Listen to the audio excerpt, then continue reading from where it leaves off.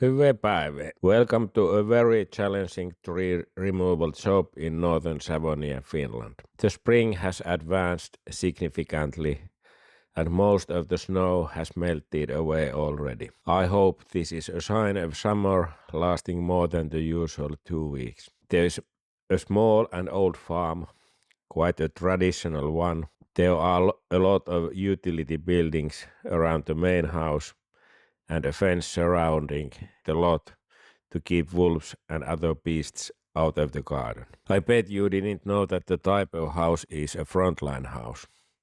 Yes, frontline like in wars. Finland suffered from a lack of houses after the World War II as a result of the Soviet bombing of our cities and people living in bomb shelters. The solution was to design a house type that was easy and quick to build and wouldn't cost a fortune. Our forefathers built around 300,000 frontline houses after the war.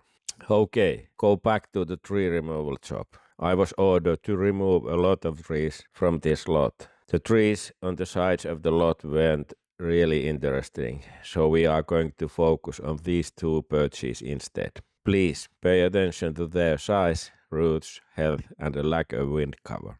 Okay, this kind of situation, quite a big birch, diameter about 60-70 centimeters. Felling direction there. I put the tackle there. Pulling point there. And let's go. I'm using my Stihl MS500 with a 28-inch blade. First, I clear the working area around the tree, so I could have a clear, safe base. You can guess what happens when I fall with a running chainsaw. I'm using the Scandinavian notch. It helps me to aim accurately and makes the trunk jump forward instead of rolling sideways. The green thin on the felling direction is a biocompost. It's made of plastic and can't take the weight of the trees or any heavy branch.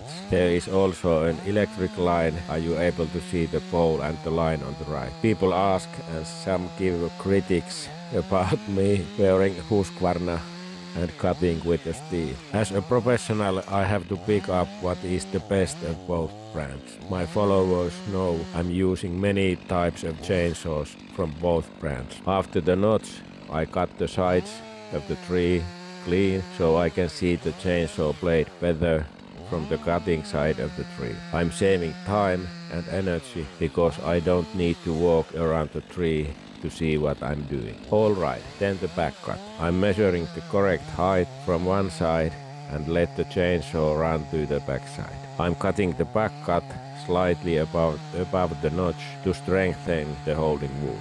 It's critical to observe the size and shape of the holding wood when cutting the back cut.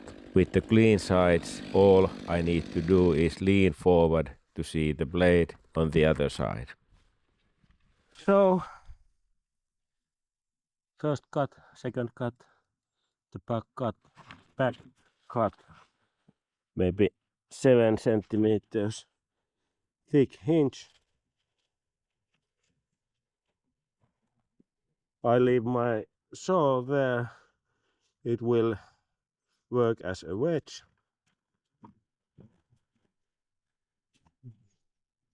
Maybe 1 centimeter too narrow. But let's go. The wedge or the chainsaw is a crucial failsafe. In precision and urban cutting, it is mandatory to work with at least two separate methods in case of the primary fails. Imagine what would happen if the rope would break and the birch would fall backwards or roll to a side. This is going to be quite fast. The tree is almost upright already. I would like you to pay attention to the notch, especially the holding wood. It helps you to understand the mechanism, why we cut the notch, back cut, and what the holding wood is there for. It's coming. By cutting this way, we allow the tree to have or make its holding wood. You could see it from when the tree could fall freely. And yes, the chainsaw is fine. The first birch was rotten. Birch tree's wood is supposed to be light colored, not dark like this one. My channel has a couple hundred videos of these kind of difficult tree cutting jobs. You can find all of them easily from one playlist. I'll put a card here to help you even more. Please click a like and subscribe if you have liked this video and want to see more. The second birch is a two-topped one. Very old, and both of the tops are leaning in their own direction. The tops are about 30 meters tall and very heavy. They can easily break the roof and walls on the nearby buildings. Pay attention to the color of the chainsaw dust when I cut it.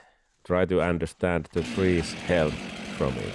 Please don't operate your chainsaw above your shoulder line. The birch is massive.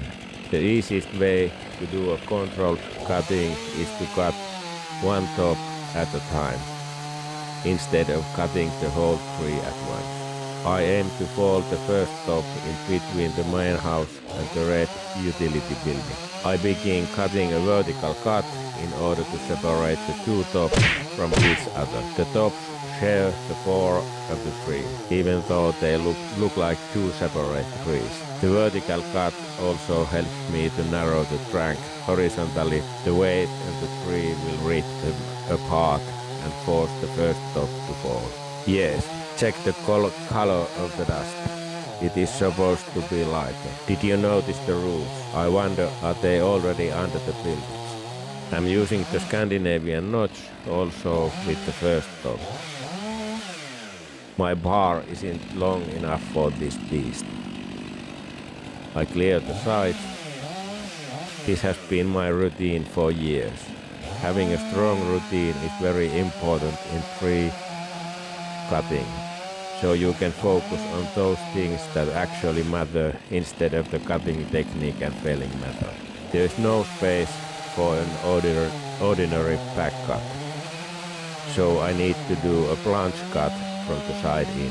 The height of the back cut is dictated by the tree's joint. Usually it's quite high, which makes the handling of the heavy chainsaw a challenge. Here it goes. No additional help needed.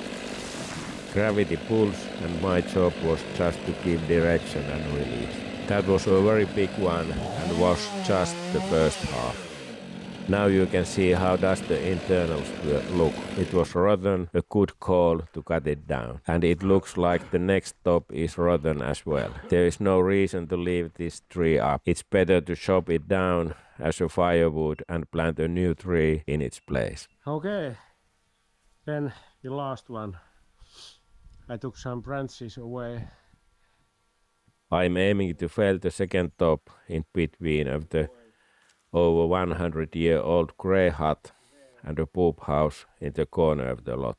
Here you can see the core of the tree. It was hollow from the core and splintered. Even though the tree was big, it was weak on the inside and getting weaker every year. Make sure to get rid of these kind of trees from your yard before Mother Nature does it for you. The routine kicks in.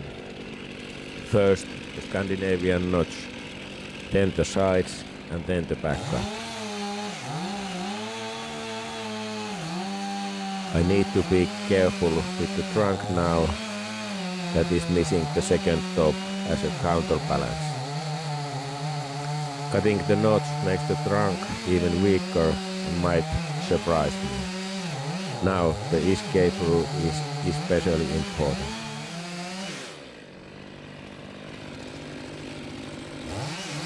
I'm aiming by putting the bar against the holding wood and looking over the aiming lines on the chainsaw.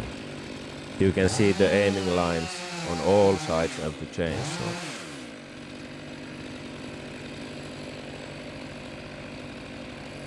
Now the back cut. Pay attention. The dust is not just dark, it's black. It didn't need a deep cut. That is clear indication of the weakness of the core.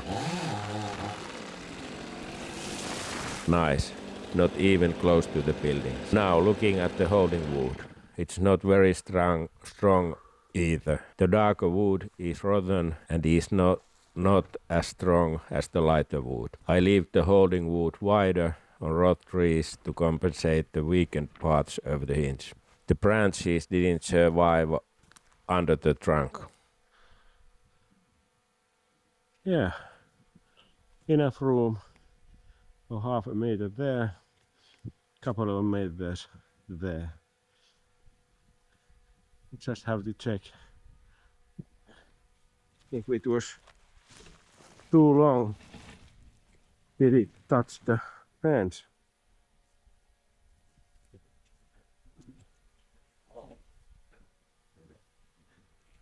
Hey, even the fence is all right. And the maple is okay. Quite nice. And much more easier than to try to pull it to the other direction. Another very different tree removal done with high precision. This is what urban forestry is all about. Solving space constraints with precision tools and professional techniques. If you want to see more real-world forestry solutions, gear reviews and high-skill tree work, subscribe to the channel and hit the bell. Have questions or experiences with tight space removals, drop a comment. I'd love to hear your thoughts. And hey, stay safe out there.